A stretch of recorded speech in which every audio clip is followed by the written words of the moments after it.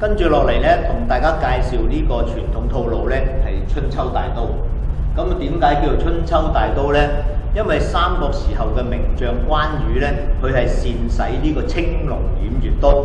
因為呢個大刀咧，嗰個刀肉嗰度咧有一橛，就好似俾嗰個月亮俾一條龍咬咗一橛咁樣，叫青龍偃月刀。咁因為咧，關羽咧佢係中意睇春秋，同埋守春秋嘅大義。後來咧被世人係尊稱為咧武聖關公。咁所以一般練武嘅人使呢個大刀咧，都叫做春秋大刀。咁春秋大刀咧有佢嘅特色嘅，佢呢個特色裏面咧，佢係整個套路裏面咧係有呢個咁個三國呢個關羽嘅呢個咁嘅故事。咁包括有磨刀啦、秦城啦、斬四門啦、暗殺顏良誅文醜啦、拖刀斬蔡陽啦。咁佢技法有乜嘢咧？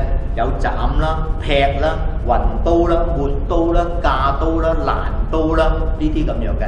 咁今次為我哋演繹呢個套路嘅咧，係我哋澳門工人武術健身會嘅理事長李錦華。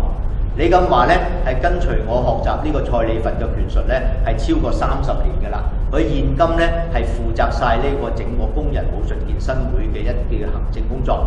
咁佢係國際級嘅龍獅嘅教練同埋裁判員，亦都係中國武術嘅六段。